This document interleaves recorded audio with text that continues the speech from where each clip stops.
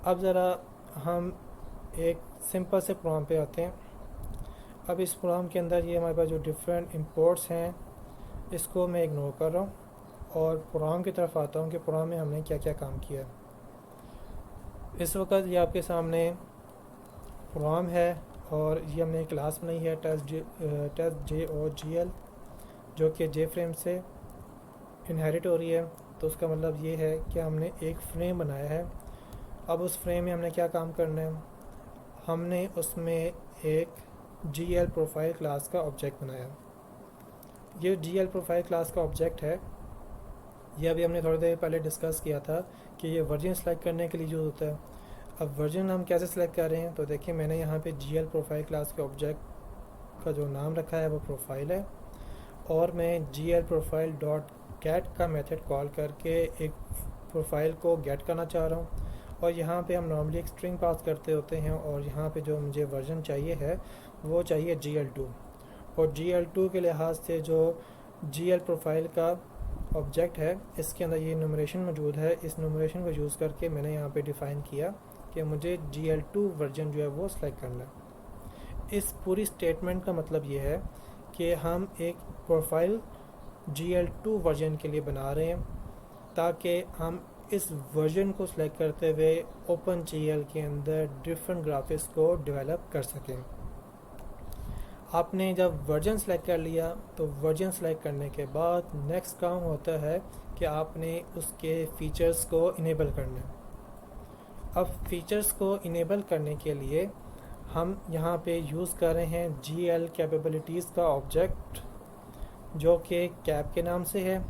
और अगर आप देखें तो इसके कंस्ट्रक्टर में हमने ये प्रोफाइल पास किया है। ये वही प्रोफाइल है जो कि हमने GL प्रोफाइल क्लास के ऑब्जेक्ट से बनाया है।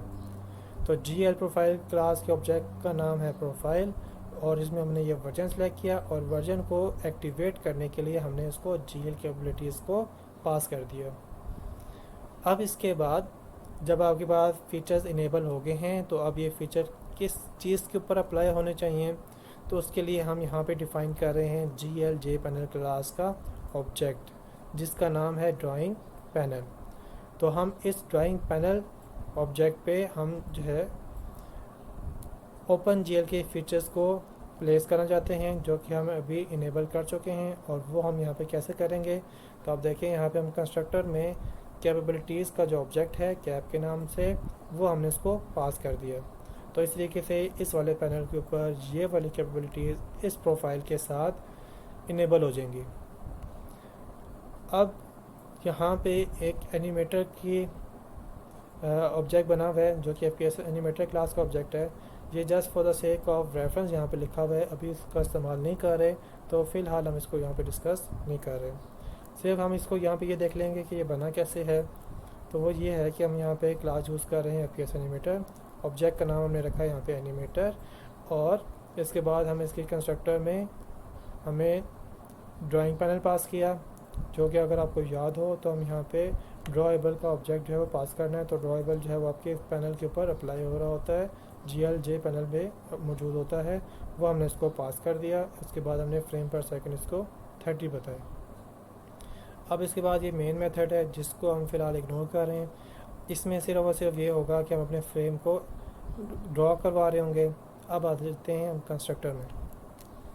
कंस्ट्रक्टर में अगर आप आके देखें तो कंस्ट्रक्टर में हमारे पास सबसे पहले ये है कि हमने डिफ़ॉल्ट क्लोज ऑपरेशन जो है वो एग्जिट ऑन क्लोज रख दिया ताकि आपकी विंडो या आपका फ्रेम जो है वो रेड बटन पे क्लिक करने से क्लोज हो जाए। इसके अलावा हमने इसके साइज़ को डिफ़ाइन कर लिया, और इसके बाद हमने इसके कंटेंट पेन को सेट कर लिया। हमने इस कंटेंट पेन का जो लेआउट है वो एब्सोल्यूट लेआउट रखा, और इसके अलावा अब हमने यहाँ पे जो GL JPanel क्लास का ऑब्जेक्ट है ड्राइंग पैनल, उसके बाउंड सेट किए, यानी कि उसका साइज़ हम जो है वो डिफ़ाइन कर रहे हैं। अब इसके बाद हमने इसको कंटेंट पेन में ऐड कर दिया। कंटेंट पेन में ऐड करने के बाद हम इसमें इवेंट लिसनर ऐड कर रहे हैं, और वो हमारे पास है ऐड GL इवेंट लिसनर। आपको याद होगा कि अभी हमने यहाँ पे डिस्कस किया था कि हमें GL इवेंट लिसनर जो है वो डिफरेंट इवेंट या मेथड प्रोवाइड करता है, जिसकी मदद से हम डिफरेंट किस्म के फंक्शनलिटीज़ जो है वो OpenGL में इस्तेमाल कर सकते हैं। तो ये हमारे पास वो इंटरफेस है GL इवेंट लिसनर। जब आप GL इवेंट लिसनर का इंटरफेस को यहाँ पे एनोनिमसली क्रिएट करते हैं तो उस सूरत में आपको जो 4 मेथड मिलते हैं उसमें आपके पास है रीशेप, इनिट, डिस्पोज, डिस्प्ले। इस वक्त आप देख सकते हैं कि हमने रीशेप की जो बॉडी है उसके अंदर कुछ नहीं लिखा, क्योंकि अभी हम रीशेप के लिहाज से कोई फंक्शनलिटी परफॉर्म नहीं करना चाहते। हमने इनिट के अंदर जो है इसकी बॉडी में कुछ नहीं लिखा, तो इसका मतलब ये है कि हम इसके इनिट की बॉडी के अंदर भी कोई ऐसा काम नहीं करना चाहते। डिस्पोज के अंदर भी हमने ऐसा कुछ नहीं किया, लेकिन हम यहाँ पे डिस्प्ले के अंदर कुछ काम कर रहे हैं।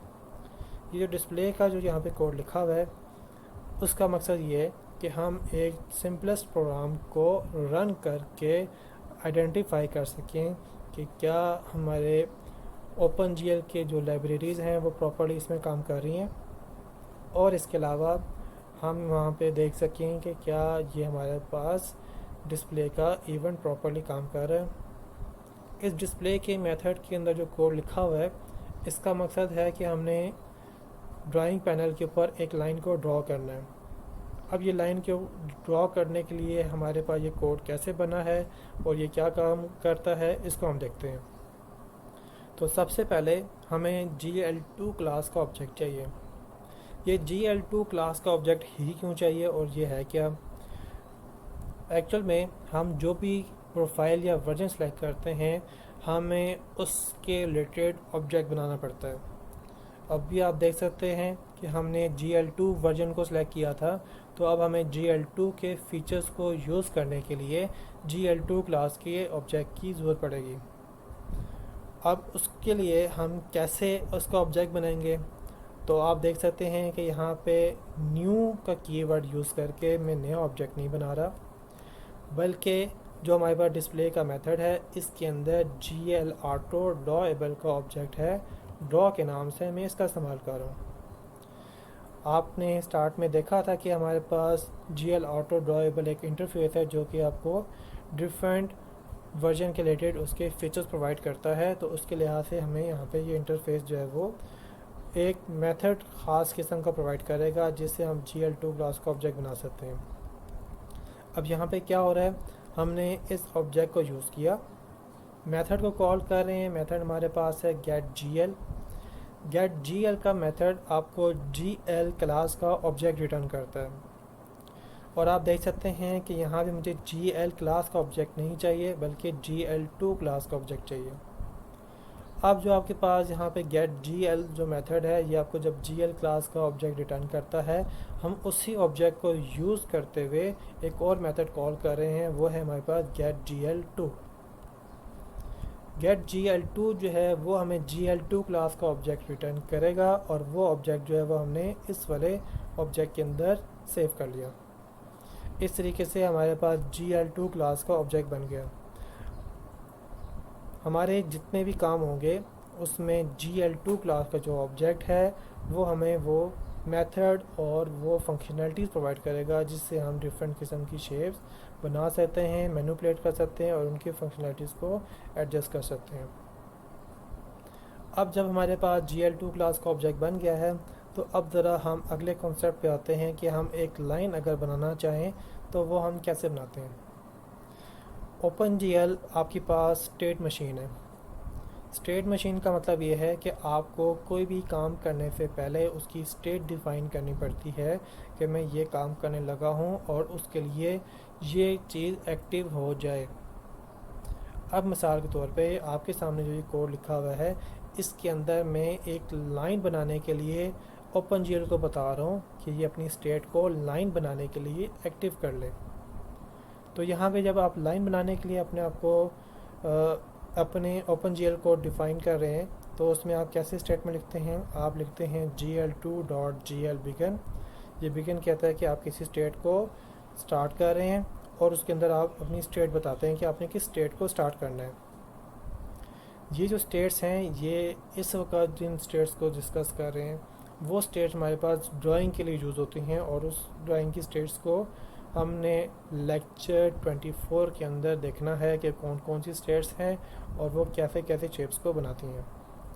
तो उसमें से एक स्टेट हमारे पास है gl2.gl लाइंस।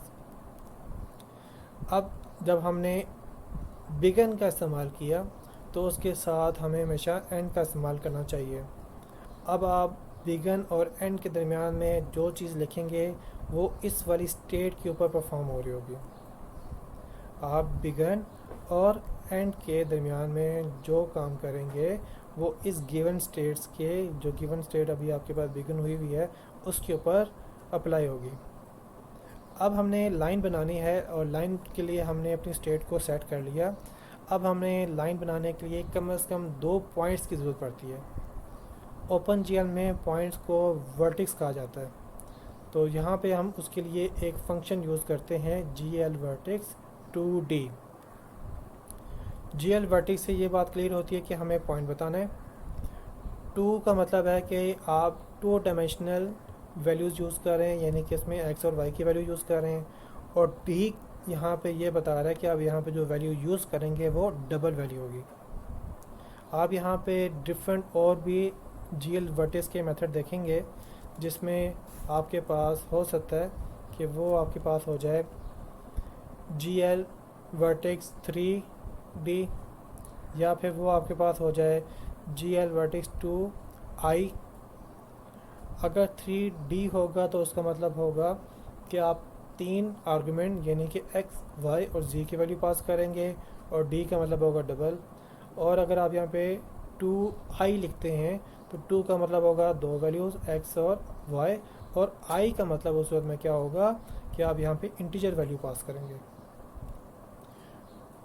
हमने फ्यूचर में भी d का इस्तेमाल करना होगा, यानी कि डबल वैल्यू पास कर रहे होंगे, तो उसके लिहाज से हम यहाँ पे फोकस रहेंगे कि हमारे पास जो नंबर ऑफ़ आर्गुमेंट्स कितने होंगे, या हम कितने एक्सिस के ऊपर काम कर रहे होंगे, और साथ में यहाँ पे हमेशा डबल की वैल्यू को यूज़ करेंगे। अब यहाँ पे इसके बाद मैंने यहाँ पे 0 रखा और फिर 0 रखा, तो उसका मतलब ये है कि मैंने एक पॉइंट डिफाइन किया है जो कि x भी 0 है और y भी उसका 0 है। ये एक पॉइंट हो गया। दूसरे पॉइंट में हमने जो वैल्यू पास की वो है 1 0, तो आपकी जो लाइन है उसका जो दूसरा पॉइंट है वो आपके पास होगा 1 और 0 पे, जिसका x आपके पास 1 होगा और y आपके पास 0 होगा।